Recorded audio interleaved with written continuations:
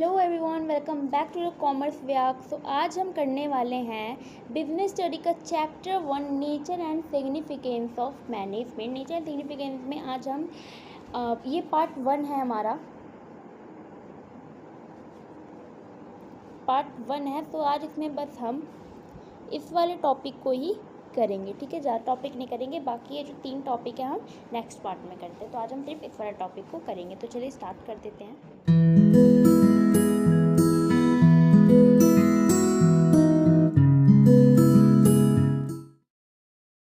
ये सब एक बार रीड आउट कर लेना, मैंने अंडरलाइन कर रखा है। इंपॉर्टेंट तो नहीं है इतना, बट फिर भी कर लेना, एग्जाम्पल के तौर पे है, जिससे आपको और अच्छे से समझ आएगा, ठीक है। तो चलो अपना मेन स्टार्ट कर देते हैं। क्या है हमारा? तो हमारा है कॉन्सेप्ट है मैनेजमेंट का, ठीक है। What is management? पहले मैं आपको हिंदी बताती हूँ। किसी भी ऑर्गेनाइजेशन जैसे स्कूल, हॉस्पिटल, दुकान, बिजनेस एक्सेट्रा में सबका एक कॉमन गोल होता है कि हमें मान लो हमारा, जैसे मेरी एक कंपनी है रसगुल्ले की, तो मेरा गोल है कि इस साल मुझे 2 लाख रुपए अर्न करने हैं अपने बिजनेस में, प्रॉफिट अर्न करना है 2 लाख रुपए। तो ये मेरा गोल हो गया। तो मैं इसको अचीव करने के लिए क्या करूँगी? एक मैनेजमेंट करूँगी, ठीक है। तो उस गोल को अचीव करने के लिए जो हम प्लानिंग करते हैं, डायरेक्टिंग करते हैं, कंट्रोलिंग करते हैं, उसको हम मैनेजमेंट कहते हैं, ठीक है। अब हम एक बार रीड आउट कर लेते हैं। Process of definition primarily function of activities and manage performance or get things done. This function are planning, organizing, directing and controlling. ये जो आपको यहाँ पे दिख रहा है ना, ये क्या है हमारा? प्लानिंग, ऑर्गेनाइजिंग, स्टाफिंग, डायरेक्टिंग, इन सब के सेपरेट चैप्टर है आपके सिलेबस में। तो हम सबको एक एक करके पढ़ेंगे, लेकिन अभी इसमें बस इतना सबके बारे में बताएं। मैनेजमेंट इन सबको मिला करके बनती है, ठीक है। अब है हमारा इफेक्टिवनेस का टॉपिक है। इफेक्टिवनेस का टॉपिक है क्या? इफेक्टिवनेस मतलब क्या होता है? मैं आपको पहले एग्जांपल दी, जो मैंने रसगुल्ले का एग्जांपल लिया था उसी से लेती हूँ कि मेरा क्या टारगेट था। 2 लाख रुपए था अर्न करना मुझको, 2 लाख रुपए अर्न करने का टारगेट था मेरा। तो अब ये 2 लाख का टारगेट हमें मान लो 12 मंथ में कंप्लीट करना है। क्या था हमारा? 12 मंथ में कंप्लीट करना था। तो अब हम चाहेंगे कि ये जो हमारा टारगेट है हमें ऑन टाइम कंप्लीट करना है, ठीक है। हमें इसे ऑन टाइम कंप्लीट करना है। कॉस्ट कितनी भी जाए इस पर ध्यान नहीं देना। इस 2 लाख को बनाने में चाहे हमारे 40 करोड़ क्यों ना चले जाए, हमें उस पर ध्यान नहीं देना, लेकिन हमें ऑन टाइम कंप्लीट करना है कि 12 दिन में बस हमें ये गोल मिलना चाहिए। उसको हम कहते हैं इफेक्टिवनेस, ठीक है। ठीक है, तो यहाँ पे क्या लिखा है? Being effective at doing work effectively basically finishing the given task. Effectiveness manager consider with doing the right task, completing effectively, achieving goal. On another word consider the end result, ठीक है।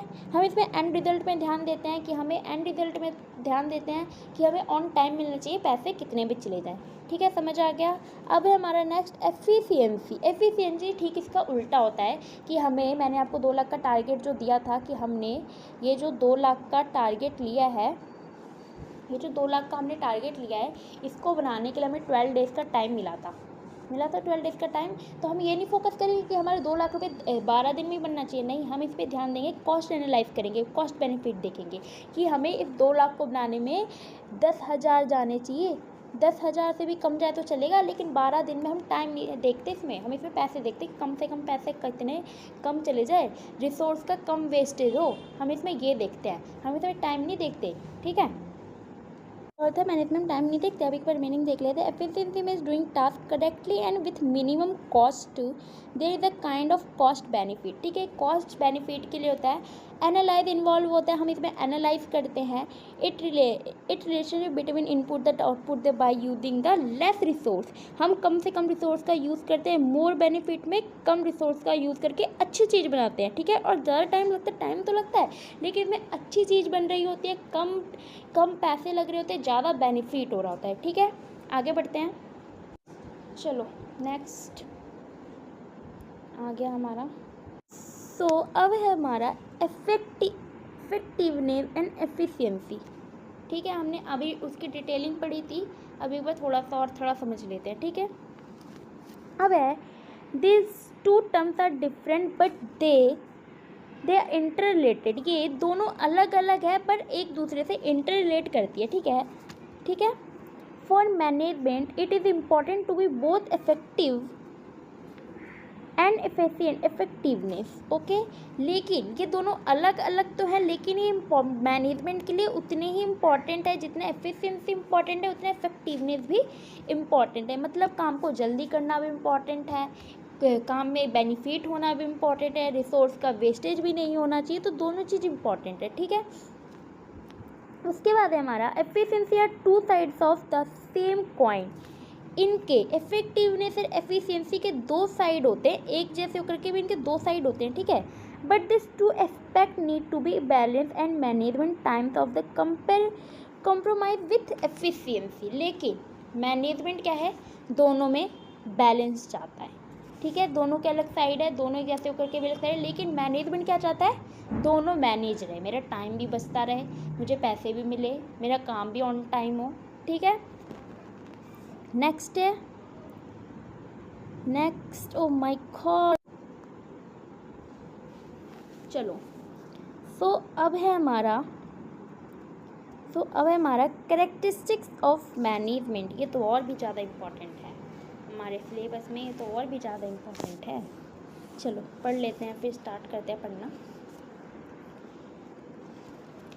Management is a goal oriented process. मतलब जो management होती है हमारी goal oriented होती है। ये तो बहुत सिंपल बात है कि मतलब कि एन, यहाँ पे एक बार रीड आउट पहले लेते हैं। An organisation has a set of a basic goal which are the basic reason for the existence. This could be simple and clearly stated. Different organisation have different goal. बहुत simple बात है कि जो management होती है वो गोल को achieve करने के लिए होती है, ठीक है। मैंने आपको पहले ही बता दिया कि हम कोई चीज़ की मैनेजमेंट कर रहे हैं तो सिंपल बात है हम अपने गोल को अचीव करने के लिए कर रहे हैं। लेकिन ज़रूरी नहीं होता कि मेरी कंपनी का गोल 2 लाख रुपए अचीव करने का था रसगुल्ले के बिजनेस में था, तो ज़रूरी नहीं है कि जो हमारे इसके सामने वाला बिजनेस है उसका भी 2 लाख हो, क्या पता उसका 1 लाख हो। तो मैनेजमेंट तो हर जगह होती है, लेकिन हमारे जो गोल होते हैं वो डिफरेंट होते हैं, ठीक है। सबके गोल डिफरेंट होते हैं, समझ आ गया। चलो नेक्स्ट करते हैं। नेक्स्ट है हमारा मैनेजमेंट इज ऑल परवेसिव। इसमें क्या है, all activities involve in managing all enterprise are common to all organisation whatever economic social political. मतलब जो हमारी मैनेजमेंट है वो हर जगह है, ठीक है। ऐसा नहीं है कि आज यहाँ पे है कल वहाँ पे नहीं, हर जगह होती है। चाहे वो हॉस्पिटल हो, स्कूल हो, या फिर कोई ऑफिस हो, कोई सब्जी बेचने वाला हो, हर जगह पे एक मैनेजमेंट है। ऐसा नहीं कि इंडिया में है यूएस में नहीं, मैनेजमेंट हर जगह है, ठीक है। ऑल परवेसिव है वो।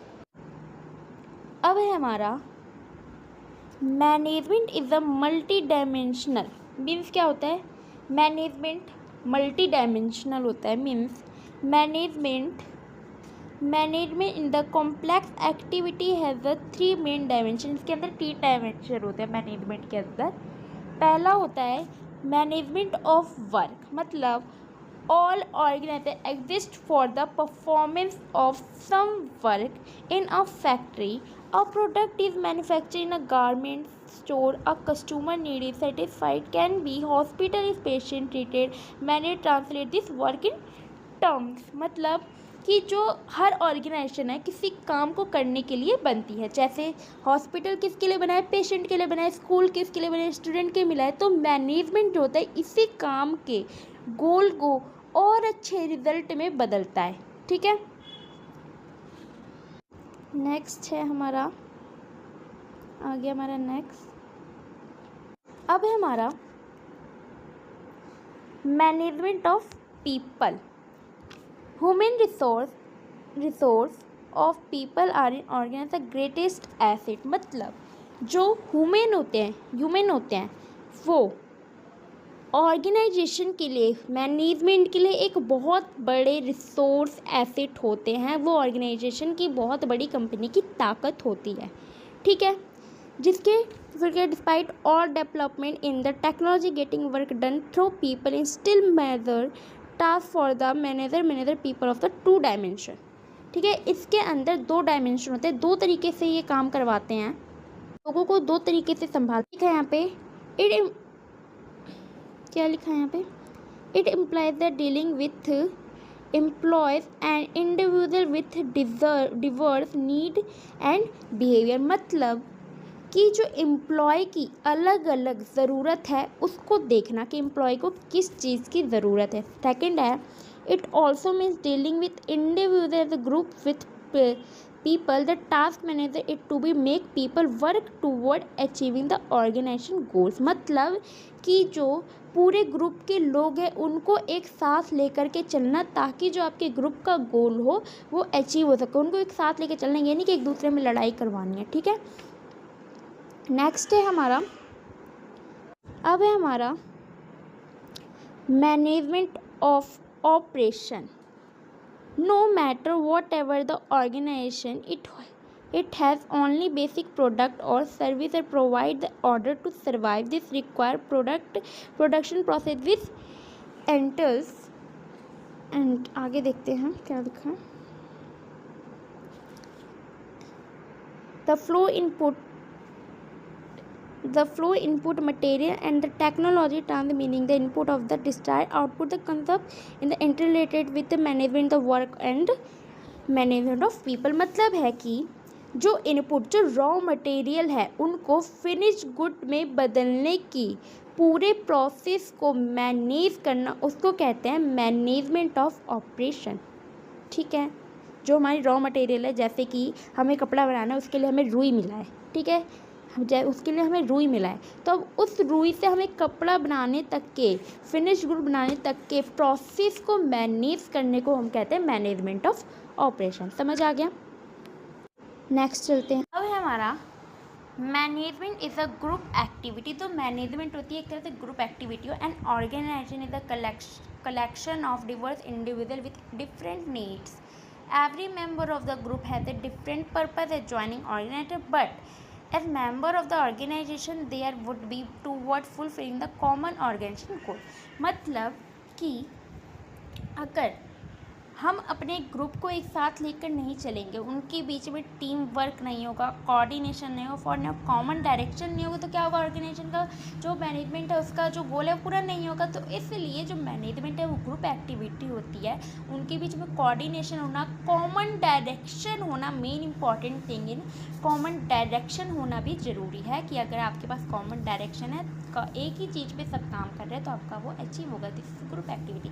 या आप इंडिविजुअल पीपल को लेकर के ये पूरा नहीं कर सकते, ये ग्रुप एक्टिविटी होता है। ये चैन देखो, ये दिख रही है चैन, ये पूरा हमारा मैनेजमेंट का प्रोसेस है।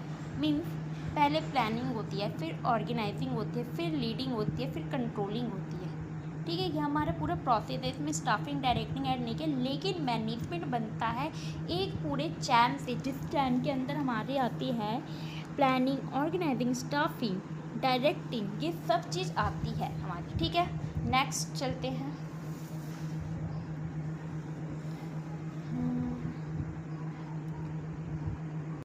अब है हमारा management is a dynamic function. मतलब जो मैनेजमेंट है वो डायनेमिक होता है, बदलता रहता है, इन्वायरमेंट के कारण बदलता है, अपने मर्जी से नहीं बदलता। जो मार्केट का इन्वायरमेंट है, मतलब अगर कुछ सोशल में चेंज है, इकोनॉमिक में चेंज है, पॉलिटिकल में चेंज है, जो हमारी मार्केट होती है ना, इन्वायरमेंट होता है, वो अगर चेंज होता है तो मैनेजमेंट इधर डायनेमिक, आपको समय के साथ साथ चीज़ें बदलनी पड़ती है ना, समय के साथ साथ चीज़ें बदलनी होती है, जैसे आप समय के साथ साथ खुद बदलते हैं ना वैसे। चलो यहाँ पे क्या लिखा है पढ़ते हैं। Management is a dynamic function and has to adapt itself to changing environment। मतलब जो मैनेजमेंट है वो इन्वायरमेंट के चेंजेस से अपने आप को उसमें ढाल देती है। मैनेजमेंट के कारण क्या होता है, जो इन्वायरमेंट अगर बदलता है तो वो अपने आप को उस चीज़ में ढाल देती है। कि चेंजेस किस कारण होते हैं, वेरियस सोशल के कारण, इकोनॉमिक के कारण, पॉलिटिकल फैक्टर के कारण। ठीक है, organisation must change it self in the goal according to needs and the environment. वो अपने मैनेजमेंट को उस चेंजेस में ढाल देती है, अपने आप को ढाल देती है उस इन्वायरमेंट के अंदर। मान लो कि आपने पहले मार्केट में पहले चल रही थी कार्गो, ठीक है, मान लो मार्केट में पहले चल रही थी कार्गो जींस, ठीक है, अचानक से 6 जिप वाली जींस आ गई। अब लोग क्या पसंद आने लग गया, वो 6 जिप वाली जींस आने लग गई पसंद। तो अब क्या करेगा, जो मैनेजमेंट है उसने पहले की थी कार्गो बनाने की, लेकिन वो फटाफट से अपने इन्वायरमेंट को, अपने प्लान को चेंज करके क्या करेगा, इसको बना लेगा। तो उसको क्या कहते हैं, इन्वायरमेंट चेंज होने के कारण अपने यहाँ को उसमें ढालना, उसको कहते हैं मैनेजमेंट। और एक अच्छी मैनेजमेंट वही होती है कि मार्केट के चेंजेस के हिसाब से अपने आप को उसमें बदल दे।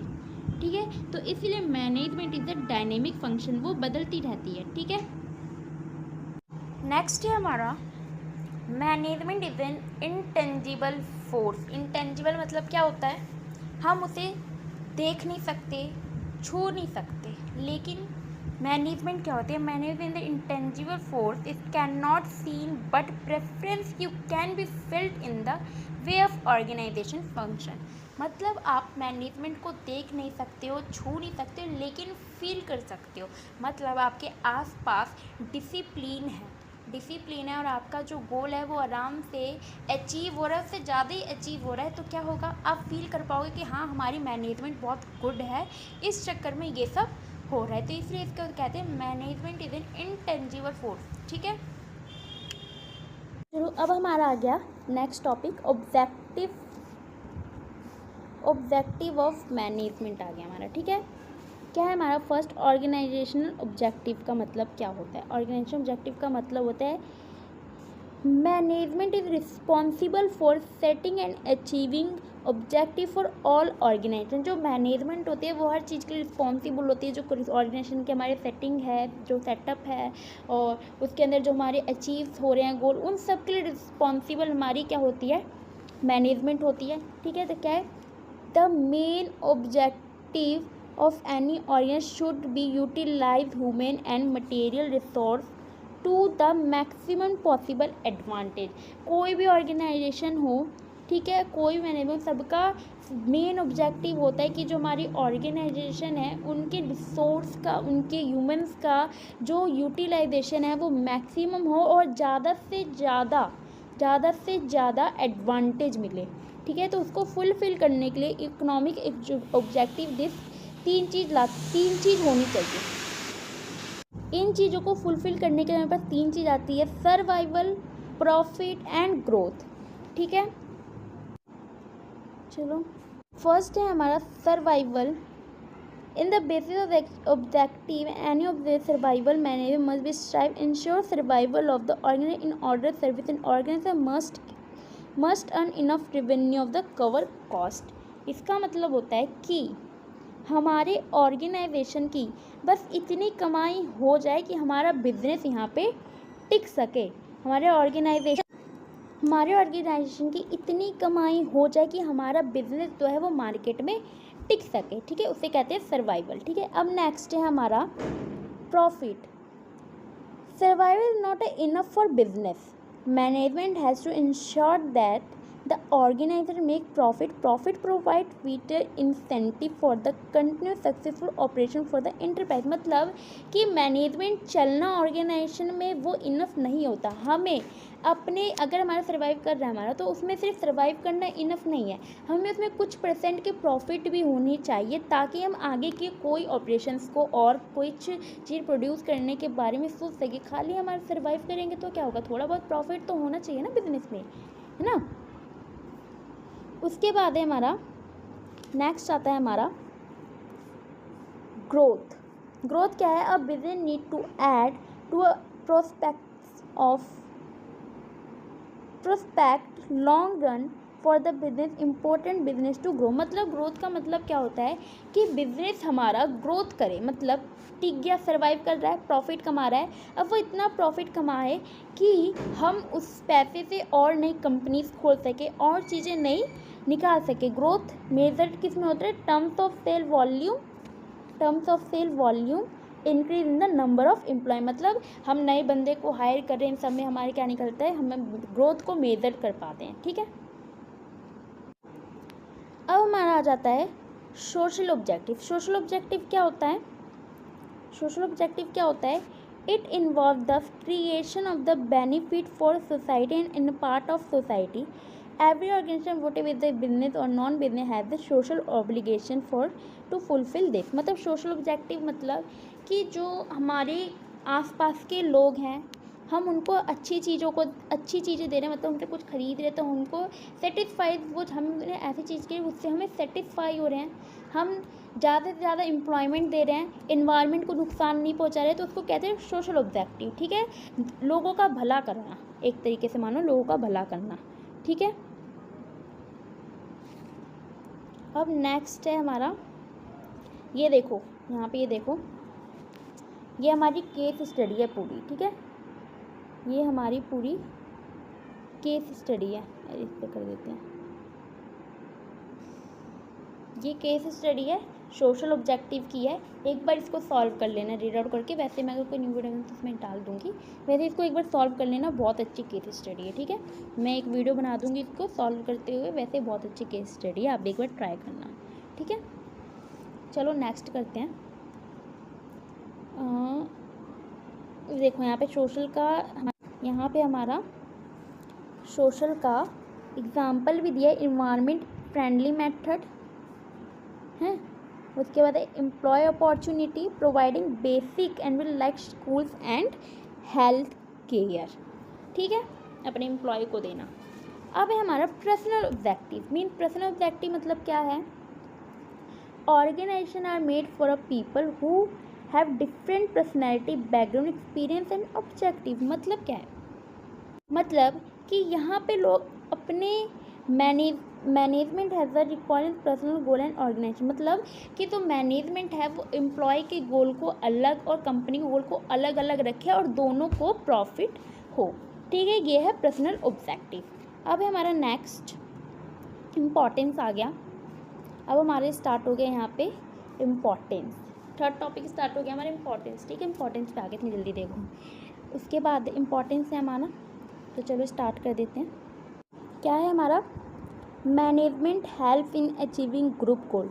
ये हमने आगे पढ़ा था, इसमें थोड़ा और बता देती हूँ। Management it's required not for its self but for achieving the goals for the organiser task for a manager. It gives the common direction in individual for achieving the overall group of goal. मतलब यहाँ पे क्या है? वही मतलब है कि आप इंडिविजुअली गोल को अचीव नहीं कर सकते हैं। मैनेजमेंट ऑर्गेनाइजेशन एक ग्रुप गोल है, आपको सबको साथ लेकर के चलना होगा, कॉमन डायरेक्शन में चलना होगा। सबका अलग अलग गोल होगा तो नहीं होगा कोई गोल पूरा, इंडिविजुअली नहीं होगा। तो हमारा जो मैनेजमेंट है वो ग्रुप एक्टिविटी होता है। ठीक है, ग्रुप होते, ग्रुप के साथ चलने वाली चीज़ है। ठीक है, नेक्स्ट है हमारा management increase efficiency. Management increase efficiency मतलब the aim of manager is to reduce cost and increase productivity through better planning, organising, directing, staffing and controlling. मतलब क्या है कि जो मैनेजमेंट है वो एम करता है कि जो हमारी कॉस्ट है वो कम से कम लगे और जो प्रोडक्टिविटी है वो ज़्यादा से ज़्यादा हो, बेटर। इसलिए मैनेजमेंट को better planning, organising, directing, staffing, controlling करनी होती है।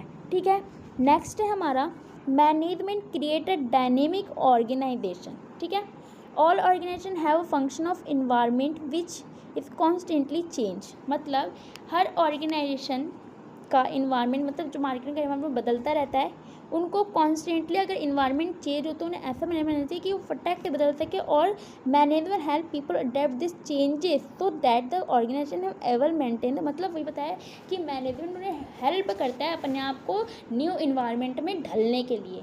ठीक है, नेक्स्ट है हमारा management help in achieving personal objective. जो मैनेजमेंट है वो हेल्प करता है पर्सनल ऑब्जेक्टिव को अचीव करने में। मतलब a manager motivate and leads to team such a manner that individual member able to achieve the personal goal will contributing the overall organisation objective. मतलब कि कोई जो मैनेजर है वो मोटिवेट करता है, टीम को लीड करता है कि तुम्हें कर सकते हैं, तो आप वो इंडिविजुअली नहीं कर सकते, ठीक है। आपको अपने गोल को और ऑर्गेनाइजेशन के गोल को, ओवरऑल गोल को अलग रखना होगा, लेकिन मैनेजर को ध्यान रखना होगा कि दोनों को बेनिफिट होना चाहिए, ठीक है।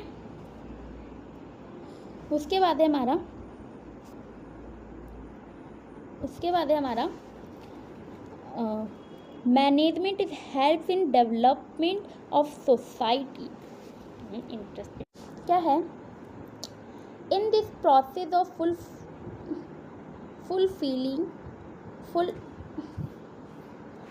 fulfilling this management helps in the development of organization and through the